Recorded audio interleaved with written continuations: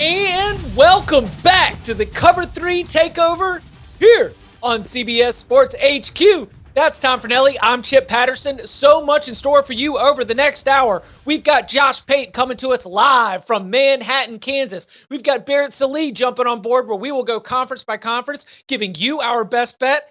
And of course, we're going to do the Cover 3 play with a player to watch, a matchup to watch, and our best bet for Week 9 in college football. Lots to get to here on the Cover 3 Takeover.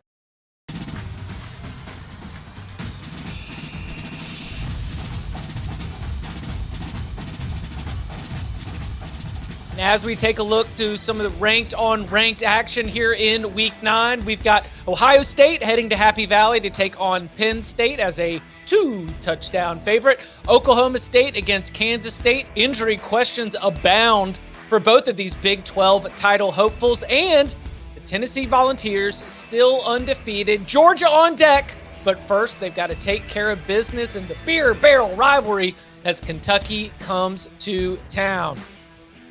And now we turn our attention to the site of one of those ranked-on-ranked matchups, an elimination game of sorts, certainly one of the most impactful games in that Big 12 title race. Lots to break down to with this game, with Josh Pate there in Manhattan. But before we get into the particulars, the storylines, and our picks for the game, thoughts on the vibes around this town, around this program, now that you got your feet on the ground?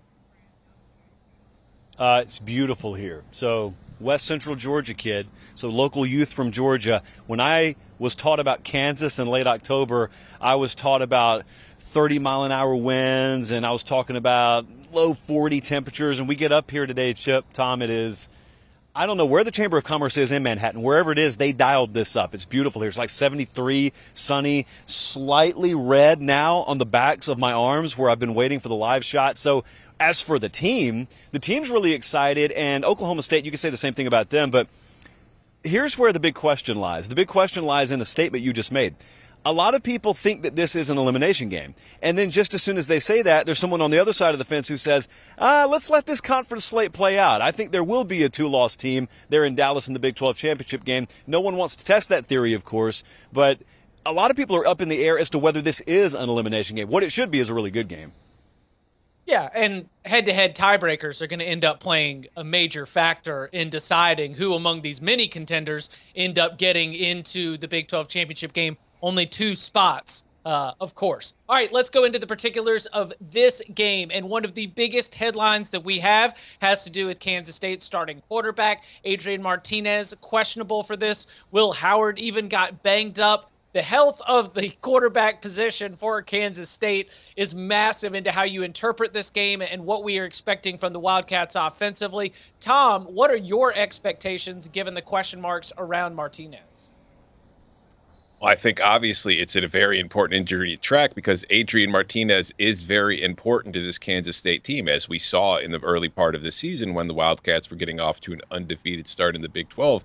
And we saw last week, I don't know if it was part of the plan, if they were sending Adrian Martinez out there knowing there was a very good chance he wouldn't be able to finish the game, or if they were just trying to catch TCU off guard with the fact that he was banged up. But Will Howard came in and played very well, and it did seem to catch TCU by surprise and threw them off, and they took a little bit to adjust. But in the second half of that game, when they knew it was going to be Will Howard, TCU played a lot better, and the Kansas State offense kind of ground to a halt. So I think it's huge for Martinez to be back in this game. And also, I expect him to play, but in smaller news, like Deuce Vaughn was a little bit banged up last week too. He might not be 100% in this one, and that's another huge injury to keep track of with this Wildcats team.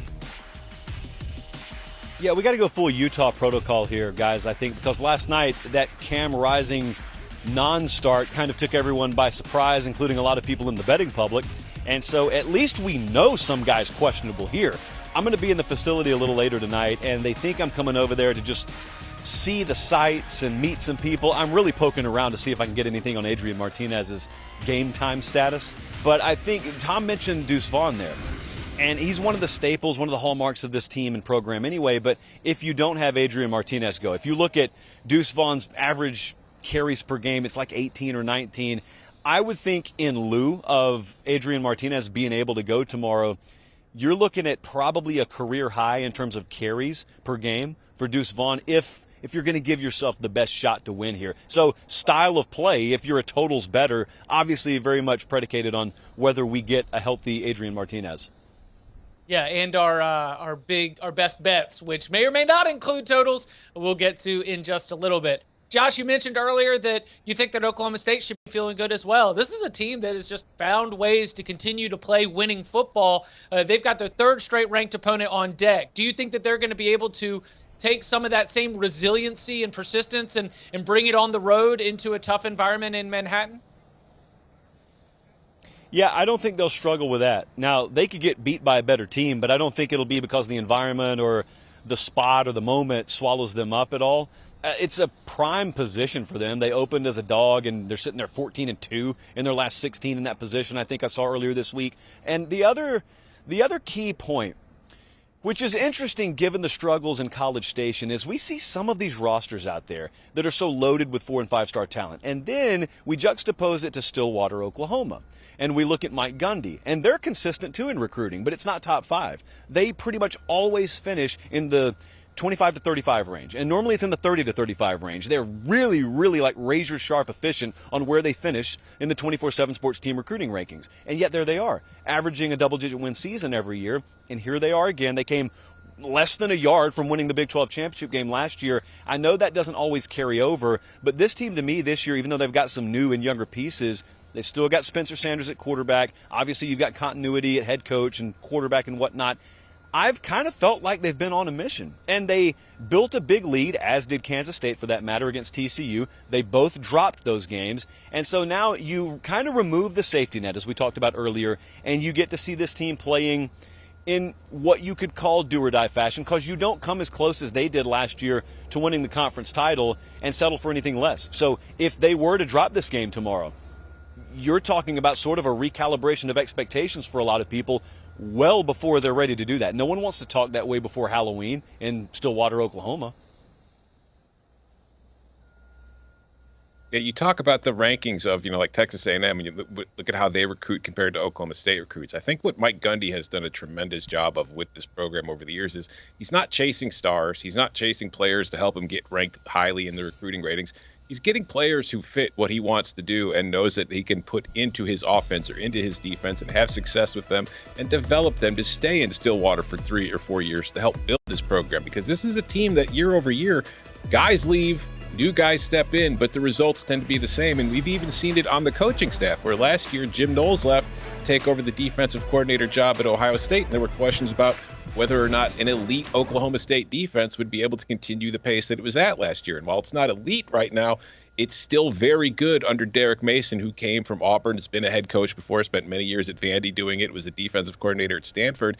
And this team defensively is still solid. It is still sound without a bunch of guys who you're going to expect to see being taken in the first, second, or third round of the NFL draft.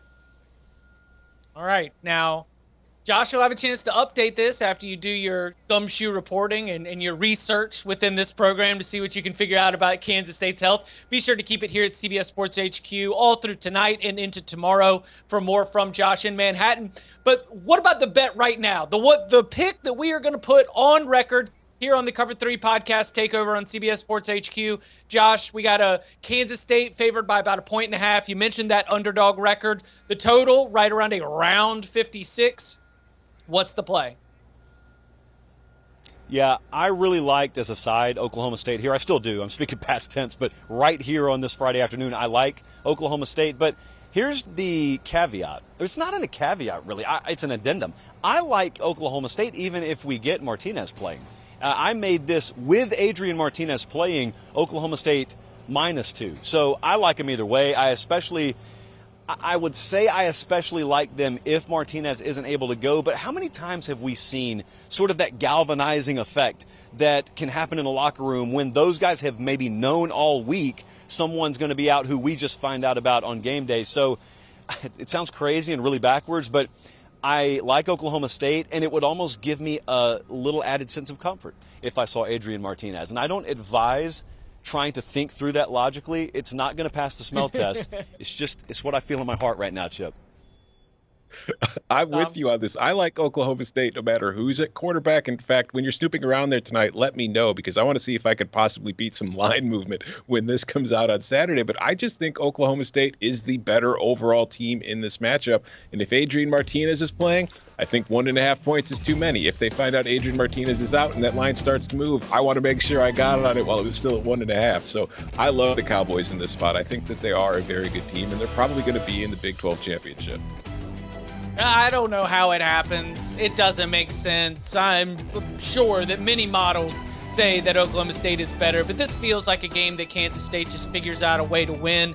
They just go at home. They rely on their defense, which has been very, very strong.